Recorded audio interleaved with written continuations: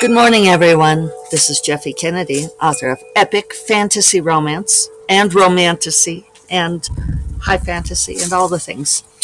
I'm here with my first cup of coffee. Delicious. Today is, say it with me, people, it is Friday! Woohoo! October 27th. If you're on video, I'm wearing some of my Halloweeny jewelry, my wizard earring and my dreamcatcher earring. Dreamcatcher earring I've had since the 80s. I probably wouldn't buy it now, but it was, I don't want to say not a problem at the time, but we weren't aware of it being a problem at the time. How's that? And if you're on video, you will see that it is breezy here. This may be my last outdoor podcast for the season. Winter is coming. Thank you, George. It's supposed to be very blustery on Sunday, and we're supposed to get down well into freezing. We're going to get down into the 20s and so forth. So tomorrow I'm going to be doing garden winterizing. Going to, empty the rain barrels, bring all the plants inside, mulch, do a little bit of cutting back. I'll rake a whole bunch of these grape leaves onto the garden to act as mulch too. I think it's funny because I've always been a big believer in leaving leaf litter on the ground all winter, mostly because I've lived in the Rocky Mountain West most of my life and being in an arid climate. Anything that helps trap moisture against the ground is good. But now I keep seeing things on social media saying that it helps with the bees and various kinds of moths and butterflies. So yeah, I always knew it because I was a biologist, right? I could never figure out where all of the social pressure to rake up all the leaves in the fall came from. People would say, well, your lawn could get a fungus. I'm like, I've never seen a lawn fungus in my entire freaking life. So, anyway, I've had a good week writing. Very happy. I got 3,000 words a day, a little bit over Monday, Tuesday, and yesterday. If you're on video, like my finger counting has zero to do with the actual numbers. I don't know what that's about. Wednesday I came up a little short. I got like 2,400 something. But I'm very happy. I've passed 75,000 words. No, I'm only at like 72. Yeah, 72,610. But on track, about 20,000 words to go, I think, before I begin my revision. And then I'm going to go back to the beginning. And I know I need to add a couple of scenes. But yeah, getting there. It's kind of funny because yesterday was the upload deadline for my original release date. And I did kind of observe that with a moment of silence. The one that I would have made had not things gone awry. But, oh well, being zen about that. I also had a email conversation with Agent Sarah this week because we were just going back and forth on sort of details of this book deal. And now it's sounding like, I'm sorry, people, but it's sounding like we're not going to release the official announcement until like January. And she stopped short of calling me impatient. But yeah, it was kind of a funny back and forth thing. I want to finalize the title and I want to get the announcement up.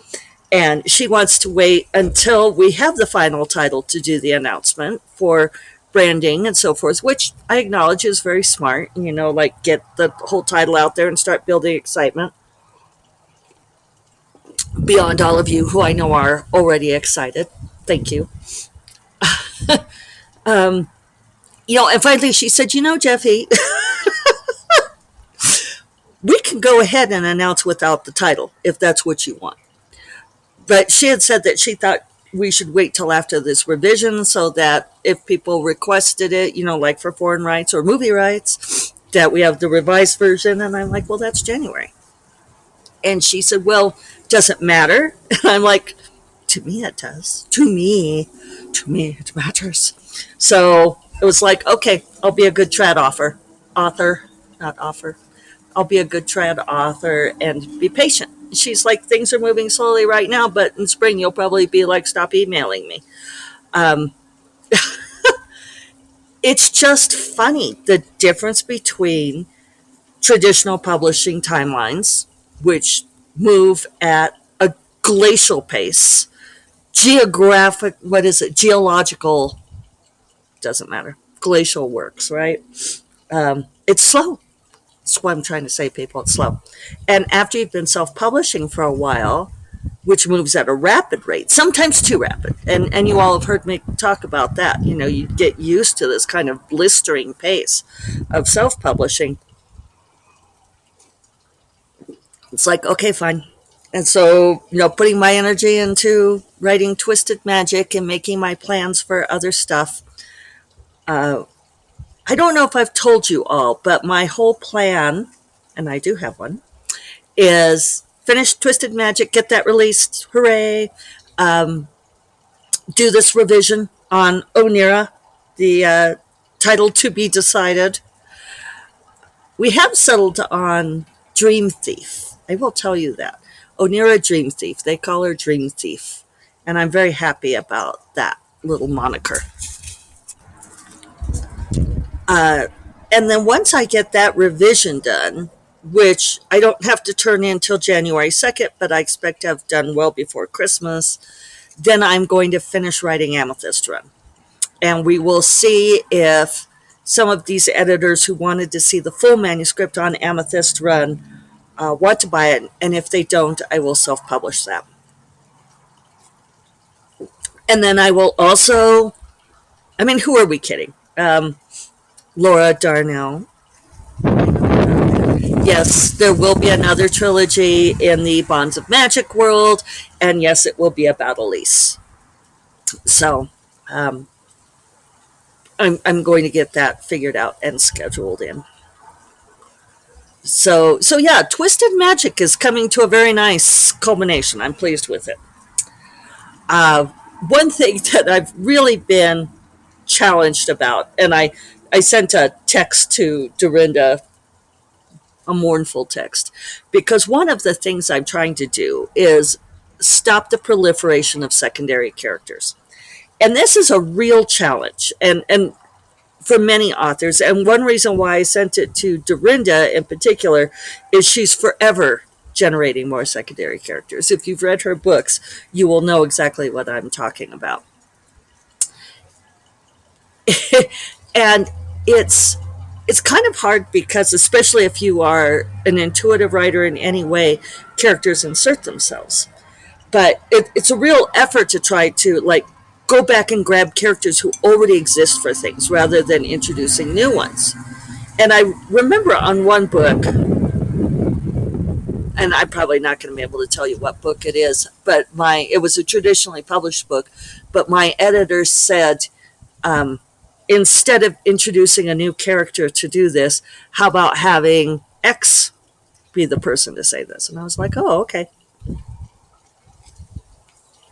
When people ask me for advice on writing novellas or shorter works, that's one of the key pieces of advice, is to have fewer characters, especially fewer secondary characters. You might notice that a lot of novellas, short stories, shorter works, sometimes they have only one protagonist or only two if it's a romance, or trio if it's a poly. But you know what I'm saying. Books with a bigger sweep have bigger characters, and that's part of what makes them epic. If we already mentioned George R. R. Martin, and that's been a thing for him, is the proliferation of secondary characters, right? Who become main characters and then run away with the timeline of the books. I don't know which book it is. I've heard people talk about it. I haven't read it, but I don't know. Like the fourth book in A Song of Ice and Fire, like goes off into totally new directions. And people are like, "What about our established characters? What's going on with them?" We may never find out. So, sorry, George. So it really is an effort to keep pruning back that tendency to add secondary characters.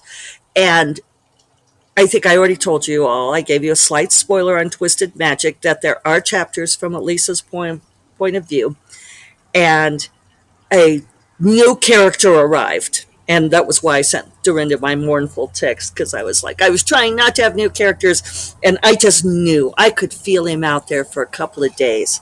And sure enough, he muscled his way into the story, and there was nothing I could do about it, people. I'm only the author. So, so yeah, I mean, it's something that you can try to do. It's especially for scope. You want to try to limit your secondary characters as much as possible. Don't add in ones that you don't need to, because even the ones that are there, like sometimes you need them for texture. One trick is not to name them. Uh, if they don't get named, readers are much more likely to come, much less likely to come back later and say, "Hey, what happened to such and so?" Instead, they're going to be, "What happened to unnamed healer?" That's not going to happen. So, but it's a balance, right? Because if you don't name characters, then that does signal that they're not important, and it does. Um, I want to say degrade the texture of the story. It makes it blander, right? Um, God is in the details, as they say, meaning that the divinity of the story is in those texturing details. So, uh, what else do I want to talk about? Oh, I want to continue on my morning show shipping. We watched the newest episode last night, which is like a day late, but hey, whatever. And I really am interested in how they're portraying this love affair. And okay, spoilers. I mean, do I even need to say so? This love affair between Alex and Paul Marks, Jennifer Aniston and John Hamm. I I'm inspired by this romance in some ways because everybody around them thinks that this love affair is a bad idea. And I feel like we don't see many romances like that where people are so drawn to each other. And these two are really painted as being very clearly right for each other. There are a lot of ways in which they are very much alike. They're very similar in ambition, in the kind of power and control they want to have, their dreams. And it's really well written because Paul Marks admires Alex. He admires her strength and her self-made wealth and everything that she's done. And but nobody else thinks they should be together. And people, it's just I keep saying it's beautifully written. I should look to see who the writers are because it's this last episode last night was all about relationships and accepting people. And even in like people's assistance. And David and I were talking about this too. How about supporting one another, and that there's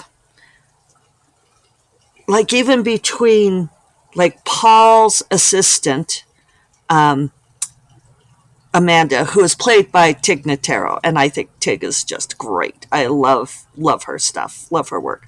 And so she's very wry, as Tig Notaro is, and Amanda is the quintessential assistant. She knows everything about Paul Marx's life, and she, even as she disagrees with him and tells him that she thinks that the love affair with Alex is a really bad idea, she also supports him unconditionally. She's there when he gets off of a plane and he's drunk, and she's like, "You have a photo shoot in half an hour and you're drunk. Why are you doing this?" But then she immediately orders up everything he needs to get ready for this photo shoot. And so that's a different kind of love, right? But I think it's really important to think about, because it's the ways in which we unconditionally support one another, even if we don't agree, even if we think what the person is doing is wrong. There's another relationship. Okay, so this is completely spoilery. I mean, this is like a big twist that happens. So if you don't want to know, stop listening. But in this episode, Alex fires her producer, Chip. And I was glad that she did it. And it really is a sickening moment, because Chip has been with her forever, but Chip doesn't agree with the love affair. Um,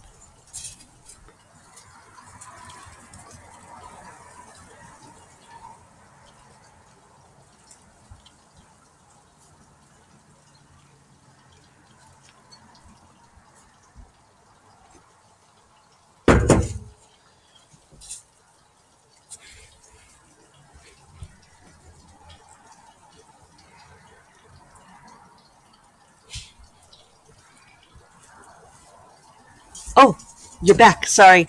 It wouldn't let, I had to pause to move my chair, and then it wouldn't let me start again.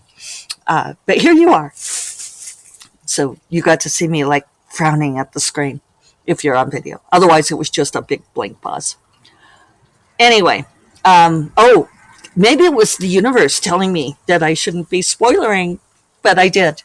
Uh, but Chip did not have her back in this interview. He allowed her to be totally sandbagged, and didn't help.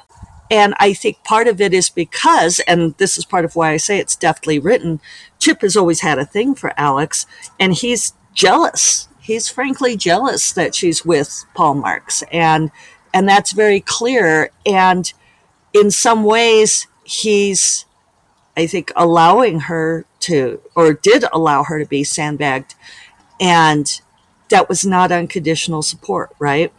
He loves her in a selfish way, not in a way that gives her whatever she needs. You know, it's a different relationship, producer to, whatever, anchor, news host talent, as opposed to Amanda being Paul's assistant.